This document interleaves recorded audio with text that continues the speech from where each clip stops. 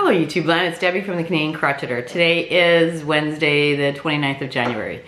I am back. Last week, if you watched my last video, you'll know that I went to Charleston, South Carolina. My husband and I went just to reconnect and it was fabulous. The weather was a little chillier, but we loved it. It was still warmer than here. We actually lucked out really like a lot because I guess the week before we were there, they have what they call restaurant week. And during that week, a lot of restaurants close for renovations, people go on vacation and stuff like that. But the restaurants that chose to stay open, they tried to entice the locals into their restaurants by offering massive discounts on their food. Every restaurant we went to was like 40% off, 50% off. We're like, what? These are high-end restaurants too. Absolutely fabulous food. Those people down there really know how to cook. So that was great. I did go to Hobby Lobby and I'll show you what I got.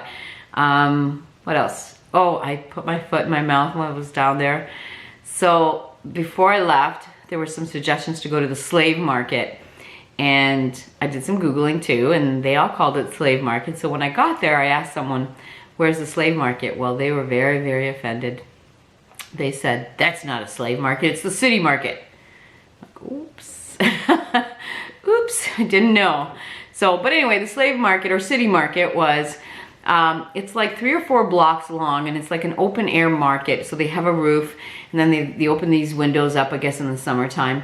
And inside is just basically long tables and artisans and handicrafters. They just take a table and set up and sell their wares, which was fantastic. When we were there, I guess it was a little chilly for them and there wasn't a lot of vendors, but I did manage to find this. It's a handmade ceramic mug with a little crab on it. If I find the card, I'll leave the name of the artist over here somewhere. But this was more than what I want to normally spend on a mug, but oh my God, come on. Seriously, that is adorable. It is fantastic. So got that from the market. The city is absolutely gorgeous. I loved it so much. If I could have my way, I would live in one of those plantation mansions down by Battery Park. So I guess Charleston's a peninsula, so right at the bottom of the peninsula. Some gorgeous, gorgeous homes, let me tell you. It was beautiful, beautiful little town. I also got to meet Becky from Funny Farm Crochet. She totally surprised me, and I guess she doesn't live near there. She drove 3.5 hours. Her and her husband and sons drove to meet us for lunch. Like, I was like, pfft. She is absolutely a joy. Her boys are so, what's the word, nice? Like, they're so nice. Her husband was extremely nice as well. And Becky, she's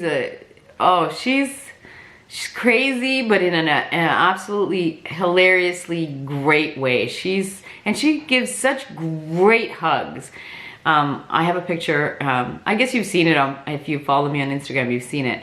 I'll put a picture of Becky and I when we met. Oh my God, I love her so much. Becky, thank you so much for making the trek down. It was great to meet you. And I said, you know what, you guys need to come up to Canada. Anyway, had a great time, came back, and actually it was such a great time. I got 0 crocheting or knitting done. I took stuff down, I just didn't do it. Nothing. Did no crocheting or knitting at all. Had such a great time. What else? We came back. It's a little stressful around here. Now, you're all gonna think I'm crazy, or some of you might think I'm crazy, and if you absolutely are one of those people that think that, you know, this is insane, then you can just move along, because I am stressed over my little doggy, Oscar. I don't know if I ever told you about how I got Oscar. I found him on the internet, and I thought it was a home, like a breeder at home. But when we got there, it very much looked like it was a business, a breeding business. And my husband said, we're not going in there, it's a puppy mill. And he was the last one. Oscar was the last one, and I said, I don't care if it was a puppy mill. I am not leaving him here. Who knows what's gonna happen to that dog? So I took him home. He was flea infested and stinky, but he was so cute. Cleaned him up, got his shots and everything. And about a month later, we noticed that his leg was like this.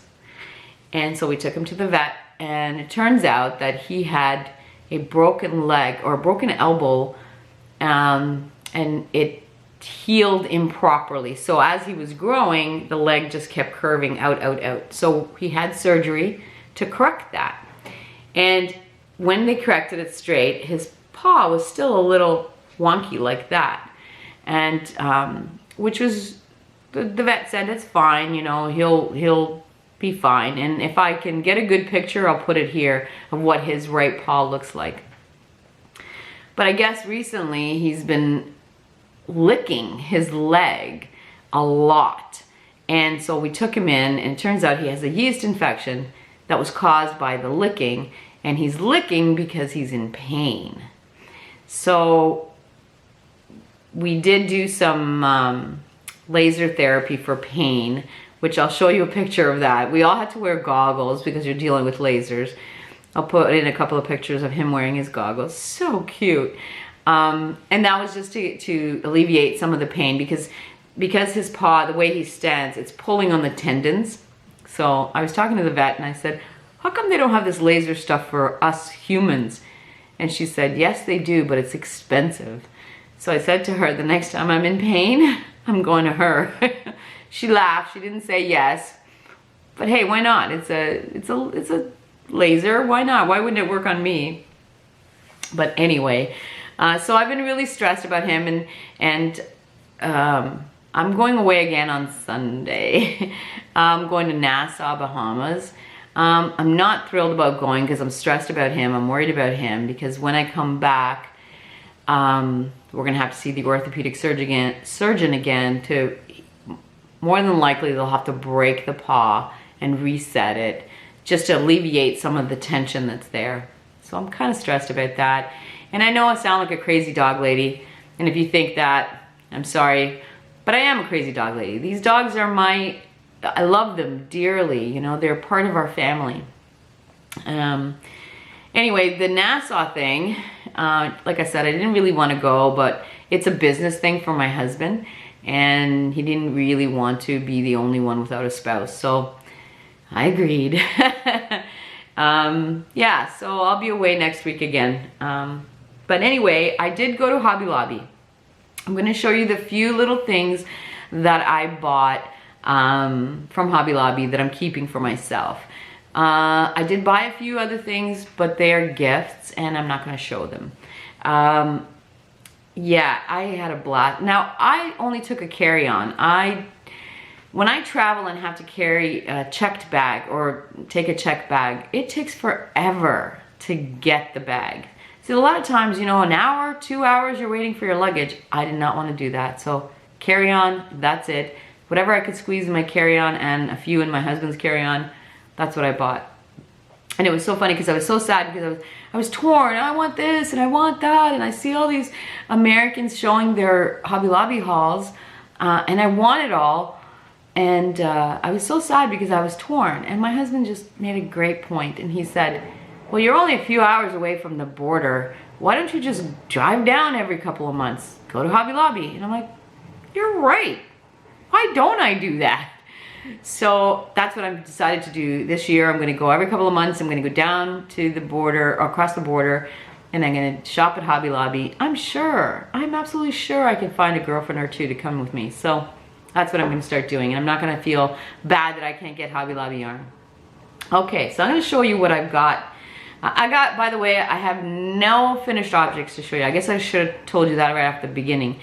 Have not crocheted or knit. I have done some crocheting and knitting since I've been back, but nothing's finished. And I don't like to show whips because then you guys will hold me accountable, and I don't want that. Okay, so the first thing that I came across was your regular Hobby Lobby. I love this yarn. It's 100% acrylic. I think it's a number 4. 5 ounces, 252 yards, 100% acrylic, 5.5 millimeter crochet hook suggested, and this colorway is Sunset. I don't know why. I'm not usually drawn to those colors, but this one jumped out at me. So I just bought one. I figured it'll be good for a hat. So I'll do that. Then I found this, and I only bought one because they only had one in this colorway. This is Yarn Bee Arabella, and this is 55% cotton and 45% acrylic. You get 105 yards or 96 meters in 3.5 ounces. A 6.5 millimeter hook is suggested. And I'm assuming the 6.5 is because it's that thick and thin going on. I don't know if you guys can tell, but it is soft.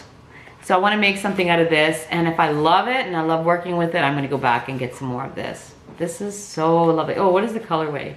Beautiful Berry. Look at that. Oh, I love it so much. So got that. Then I did get some of the cotton. I love this cotton. And this is your 100% cotton, 153 yards in 3 ounces. 5.5 millimeter crochet hook is suggested. And this colorway is Harvest. This is for my daughter. She has requested some dishcloths. By the way, that last sweater, you know, the granny sweater, she has adopted it. It fits her wonderfully. She's a little more well endowed than I am. So yeah, she's adopted it. It fits her wonderfully. So she's taken that, and dishcloths for her. Then I came across this yarn, and this is Soft and Sleek DK, or Yarn Bee, and a low pill acrylic fiber. It is 478 yards in 4 ounces. So they say it's DK, but it's thinner. It is thinner than DK. It is quite thin. But I figure 478 yards, I can make something out of it. It is so soft. I love it. So this one is called Denim, and this one is called Aquamarine. So I got one of these, but wait until you see this color. I don't know why. I am a flashy kind of, like, I like yellows and reds and oranges, but this one jumped out at me. This one is called Clay. Is it Clay? I don't know. Where's the color on this thing? It doesn't say. Mink. Sorry, Mink. And I got 3 of those. So perfect. Love that. That's all I got for myself. The rest was all gifts that I'm going to send out. But before I left, I put it in order with Love Crafts. Oh, by the way, this, I'm hoping, these are 400, like I said, 78 yards. I'm thinking 3 should be enough for a thin sweater. Fingers crossed. So I really want to concentrate on wearables this year. So I ended up ordering this batik double knitting, batik DK style craft. So, and this colorway is indigo. And I got 10 skeins of this, and in each skein is, you get 80% premium acrylic and 20% wool. And how much do you get in here? 50 grams is, no idea. Oh, 138 meters or 151 yards. So I figured 10 of these will make a nice thin sweater. It's not the softest, but it's not bad. So I got 10 of these from Love Crafts. That's all I have. That's all I've done. When I come back, I will definitely do a longer video and show you what I've been up to since then. Yeah, oh, yes, one of the reasons I came on here, because I really don't have anything to show you, is I did watch the challenge. I was tagged by Creative Grandma, Glenda, and the Secret Yarny, Krista, they're having another challenge, and it's the Granny Season Challenge. And the idea is to make a granny. I'm not sure if it's just to make the granny or a project, but I've already got some ideas. I haven't started yet, but I've already got some ideas on what I want to make. And the idea is that you do the challenge and then show your work March 19th. So I did watch, And thank you to those who've sent me messages saying you've been tagged. And thank you ladies for tagging me. I'm so excited. I love Granny anything. I love it. So I'm definitely going to be thinking and coming up with possibly more than one project for that. And I'm excited about that one. And it'll fit right in with the Cal that I'm hosting. If you don't know anything about the Cal, I'll leave the information down below. Join us on Ravelry or Instagram. The hashtag is hashtag BlockPartyCal2020. Yeah, I'm really excited. Some of the stuff that has been posted already is amazing, like just ingenious. I love it. So that's going. Yeah, and that's all I have. I will come back probably, I would say, a week and a half to 2 weeks. And I hope everyone is having a wonderful week, and we will talk soon.